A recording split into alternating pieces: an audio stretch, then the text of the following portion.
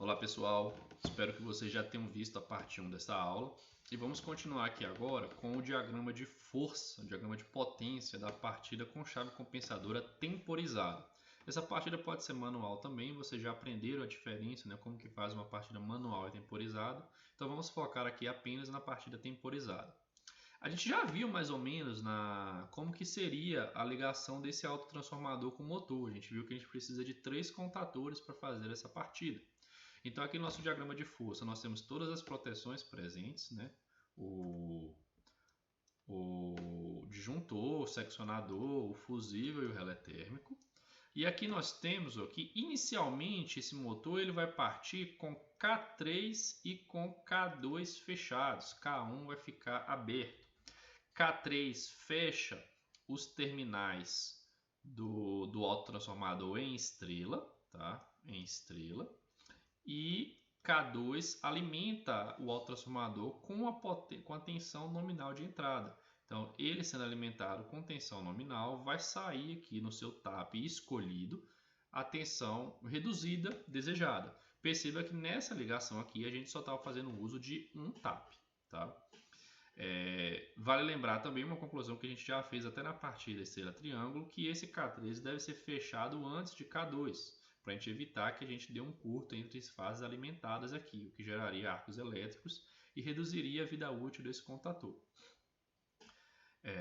Quando esse motor parte com o autotransformador, com K3 e K2 fechados, esse motor parte, quando ele atinge cerca de 90% da sua velocidade nominal, ocorre a comutação, onde K3 e K2 são desconectados do motor e K1 fecha jogando tensão nominal na cara do motor e aí ele funciona em condições nominais. Tá? Bem simples aí esse diagrama de potência. Já o diagrama de comando também nada muito complicado, aqui nós temos todas as proteções presentes, o disjuntor do comando, o fusível do comando, o contato auxiliar do relé térmico, botoeira desliga, tá? Tipo cogumelo com retenção. E aqui a gente tem uma chave, uma botoeira S0 desliga, que vai desligar o meu motor em qualquer condição, com autotransformador, com condição nominal de tensão, independe, né? E aí a gente tem o botão S1 para dar partida no motor, partir inicialmente com o autotransformador. Lembrando que é uma partida temporizada, então nós temos D1 aqui que é um temporizador on delay, tá? um temporizador com retardo ao energizar. Como que funciona essa partida? Quando a gente aperta S1 aqui, a gente fecha esse cara, a gente permite a alimentação da bobina de K3, que é o contator que fecha os enrolamentos primários do meu transformador em estrela. Aí eu tenho um selo de K3 aqui, tá? E quando eu ligo K3, né, eu fecho esse contato auxiliar de K3. K1, que é o meu contator que vai alimentar diretamente o meu motor com tensão nominal, está fechado, está aberto, então esse contato está fechado. Eu vou fechar K2, permitindo a alimentação do primário do meu transformador. Quando eu alimento ele com o primário fechado em estrela, vai sair uma tensão no secundário e o motor vai partir. Nesse momento eu ligo aqui a bobina do meu temporizador e ela vai começar a contar 3, 4, 5, 10 segundos, tempo este necessário para que o motor atinja 90% da velocidade nominal. Quando é passado esse tempo, esse contato aqui, esse cara, ele vai comutar os seus estados. Então esse cara que é normalmente fechado vai abrir, tá? Quando ele abre, ele quebra o selo de K3. K3 aqui que quebrou o selo não vai desligar K2, porque K2 tem um selo aqui. Esse selo é necessário para ligar K1, nós vamos ver, tá? Então desliguei K3, não desliguei K2 ainda, mas como o meu secundário do transformador está em aberto, o primário do meu transformador está em aberto, não vai ter tensão na saída do secundário. Então, por mais que K2 ainda esteja ligado, meu motor não está mais alimentado pelo autotransformador.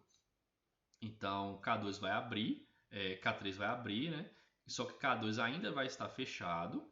Quando K3 abriu, esse contato volta a fechar, eu permito a alimentação em K1. Alimentei K1, tenho o selo de K1 aqui, né? E quando eu alimento K1, eu não deixo K3 estar travado ligar e eu desligo também K2, eu quebro o selo de K2. Como resultado final, somente K1 fica acionado. e aí a gente viu que K3 está intertravado com K1, ok? Vamos ver isso aqui lá no K de cima. Aqui, pessoal, então eu tenho essa partilha que eu acabei de mostrar para vocês, né? Só para a gente dar um zoom aqui, ó. Eu tenho o meu disjuntor, o diagrama de potência, o meu diagrama de comando. Vamos dar play aqui, vamos ver ele funcionando, tá? Antes de eu dar play, eu vou configurar aqui o meu temporizador para ele contar 1 segundo apenas, porque na verdade não é 1 segundo. O meu computador demora um pouquinho a mais para processar esse tempo, só para a gente ganhar tempo de vídeo aqui, tá? Então eu vou dar o play. Vou fechar os dois disjuntores, né? E quando eu aperto S1, perceba, fechei K3, fechei K2, meu temporizador está contando. Passou o tempo, ele abre primeiro K3, depois ele abre K2 e ele fecha só K1.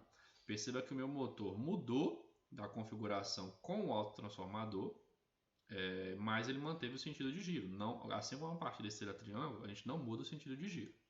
Vou voltar esse temporizador aqui para 3 segundos, só para a gente ver os contatores fechando, né? Olha só, quando eu aperto S1, fecho K3, fechei esse cara, K3 vem, fecha K2, fecho esse cara. Então, meu autotransformador está sendo alimentado, está jogando tensão no meu motor. Quando passa o tempo, esse temporizador D1 aqui ele vai abrir K3. Quando ele abre K3, ele fecha K1.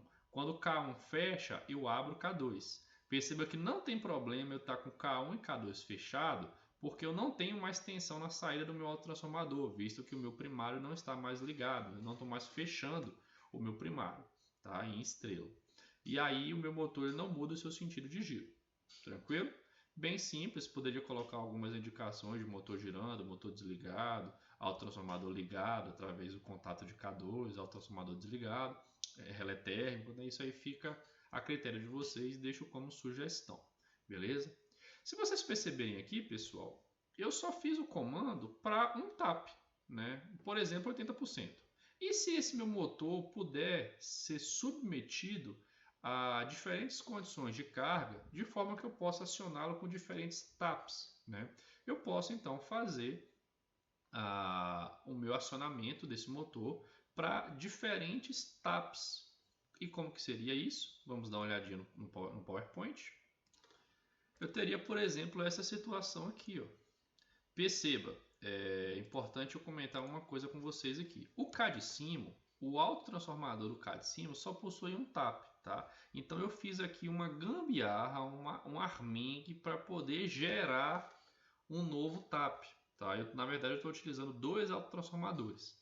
Na prática esses autotransformadores eles não vão funcionar, porque eu não estou fechando os dois em estrela, então eu precisaria ter um outro contator aqui para fechar esse primeiro em estrela e etc. Mas o objetivo aqui é só para a gente analisar o diagrama de potência e de comando, tá?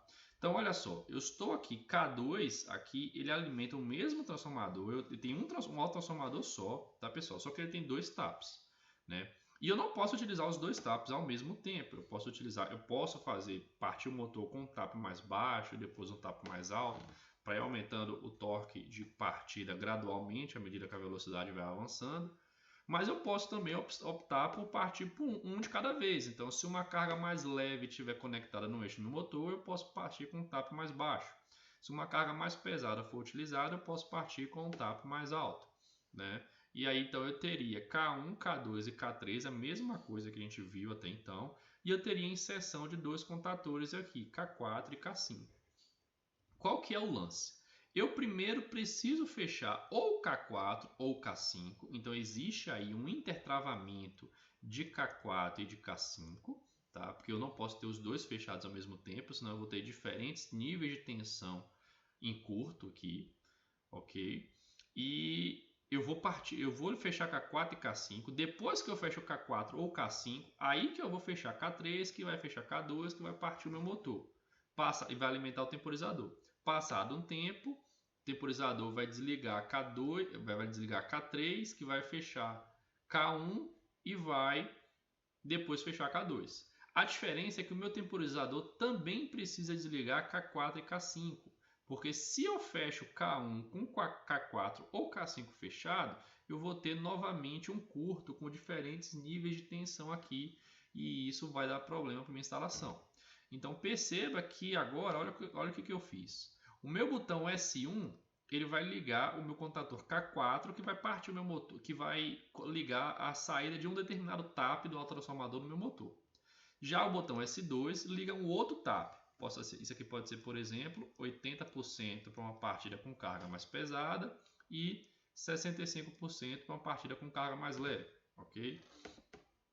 Quando eu fecho K4, eu não consigo fechar K5. Quando eu fecho K5, eu não consigo fechar K4.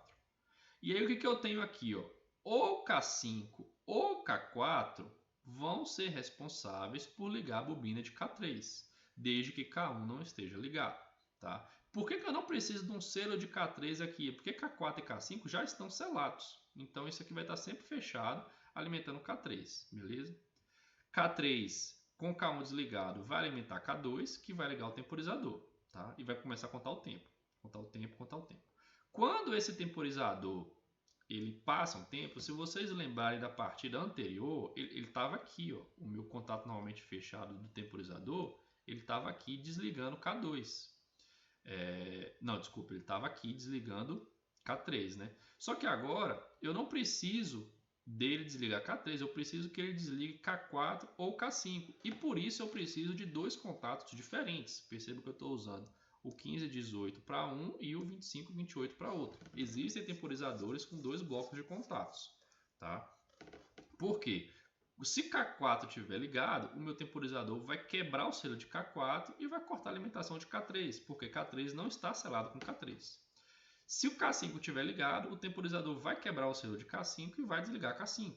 Tá? Então esse temporizador vai quebrar o selo ou de K4 ou de K5, que vai cortar K3.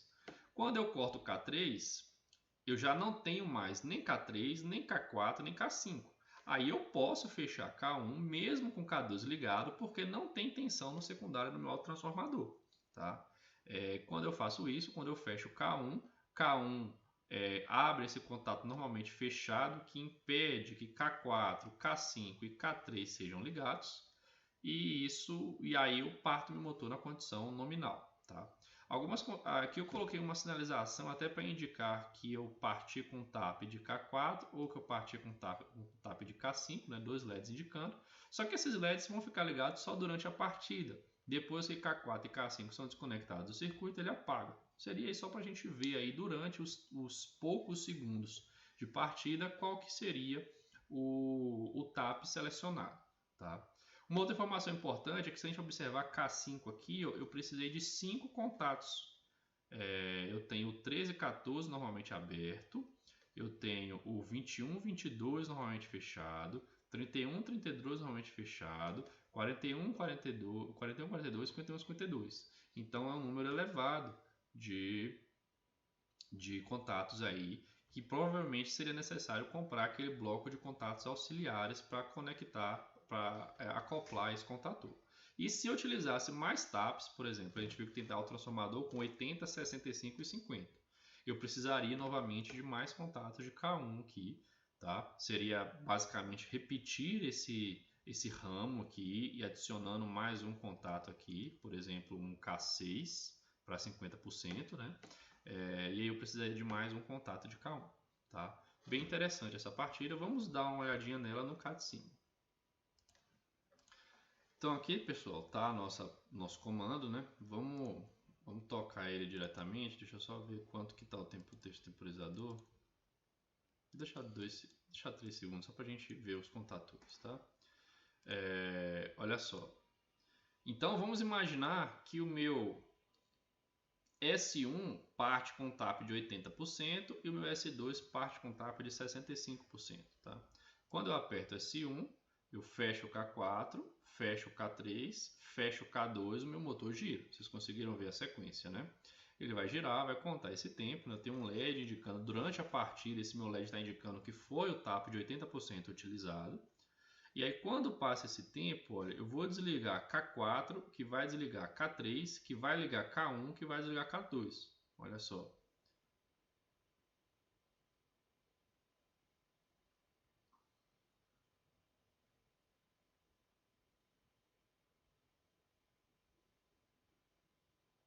K4, K3, liga K1, abre K2, perceberam? E aí o motor continua girando no mesmo sentido de giro. Depois que o motor já está girando, eu não consigo acionar nenhum tap, né, porque ele já está na sua partida nominal, na sua condição nominal, e tem um intertravamento de K1 aqui. Vou desligar agora no S0 e vou ligar no K2, mas vou ligar com um tempo menor. Vou ligar com 2 segundos agora, tá?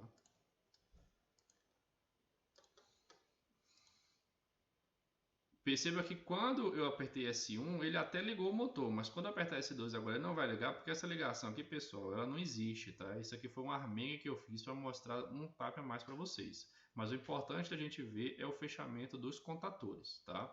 Olha só, quando eu aperto S2, eu fecho o K5, que fecha K3, que fecha K2. Meu motor, em teoria, está alimentado, estaria girando, né? Tem um LED indicando que o tap de 65%, por exemplo, foi ligado. E ele está contando o tempo. Quando passar o tempo de partida, ele vai abrir K5, vai abrir K3, vai fechar K1, vai abrir K2. Então, olha só. Fechou K5, abriu K5, abriu K3, fechou K1, abriu K2. Tá? E aí meu motor gira no mesmo sentido de giro. Então, como eu falei com vocês, vocês podem expandir isso daqui, né, para 2, 3, 4 taps, o número de taps necessários aí para o acionamento do seu motor. Isso vai ser importante se você tiver motor que parte com diferentes condições de carga. Você poderia fazer uma partida mais suave utilizando 2 taps temporizados? Por exemplo, parte o motor inicialmente com 65%, depois muda para 80%, depois muda para 100%? Poderia, você teria uma corrente mais suave, você teria um torque de partida reduzido na parte de velocidade zero, esse torque seria aumentado no intermediário da curva aí, né? E depois recuperaria suas condições nominais. É uma possibilidade também, tá? E aí eu vou deixar para vocês como uma sugestão para que vocês exerçam o conhecimento de vocês nessa aula tentando fazer essa partida. Mas já adianto que não é uma partida muito comum não, devido à sua alta complexidade e devido também ao seu tempo de partida do motor, que é de poucos segundos, normalmente é utilizado apenas um tap, tá? Mas já essa configuração com 2 taps independentes, isso é bem interessante, tá? Vamos voltar para o PowerPoint. Aqui, pessoal, o nosso último diagrama que nós vamos analisar é a partida com chave compensadora e reversão, tá?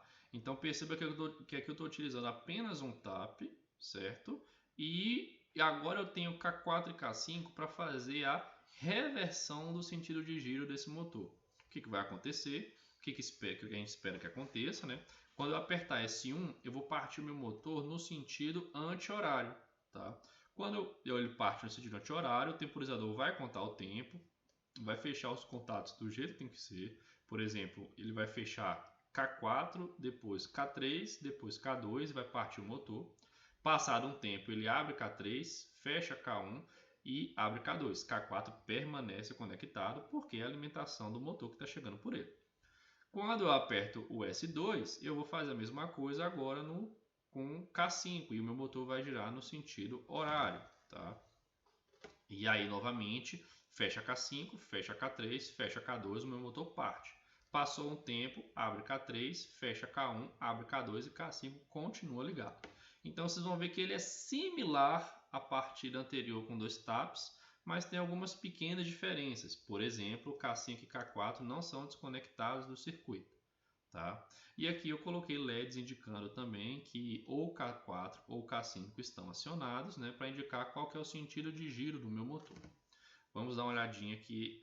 O diagrama, pessoal, antes da gente brincar de cima, ele é bem simples, tá?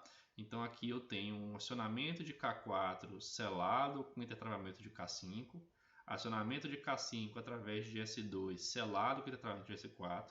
Não tenho nada que quebra esse selo aqui, porque eu não quero desligar K4 e K5, eles vão permanecer ligados para que o meu motor permaneça alimentado, tá? A única forma de quebrar esse selo é através de S0. Com K4 ou K5, eu ligo K3, né?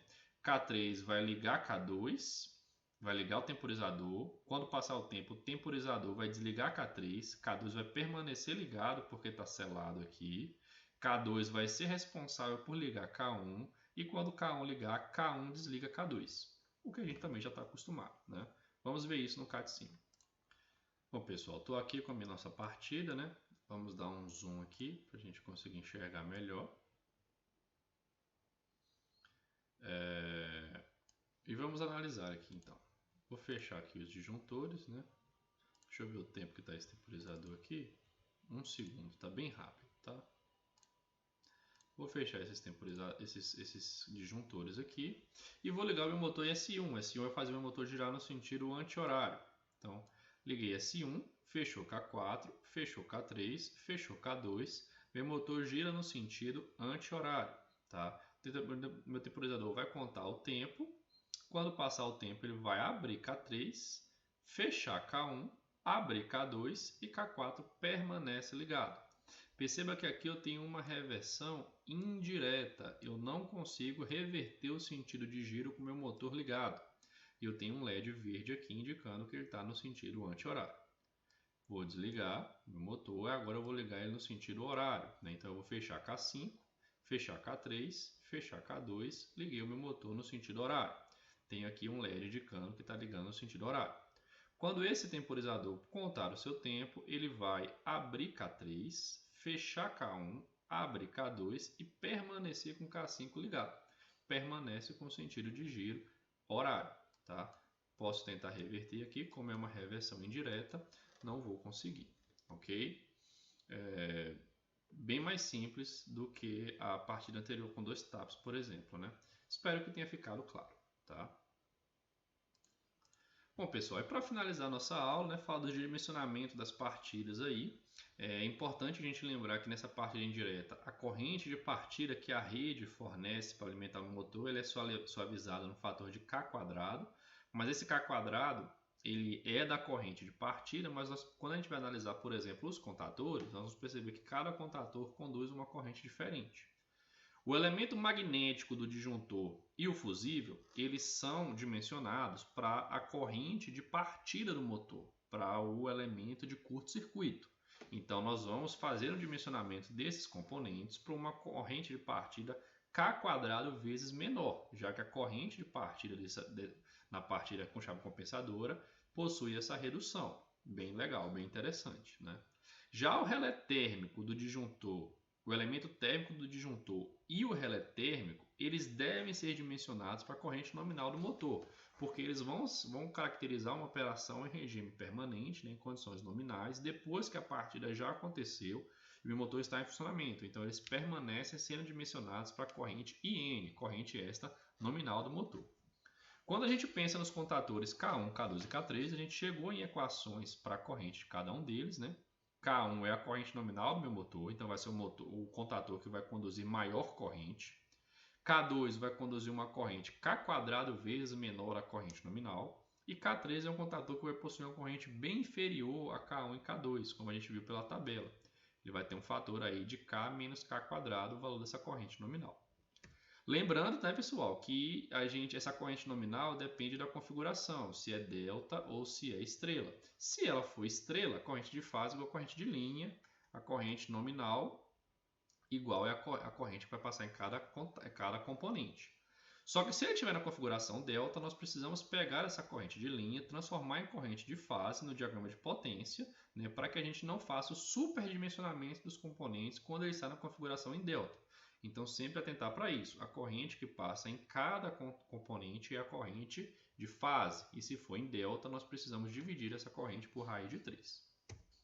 Nesse ponto, pessoal, gostaria de agradecer a atenção de todos. Tá? Espero que vocês tenham entendido os conceitos da partida chave compensadora. E vejo vocês na próxima aula.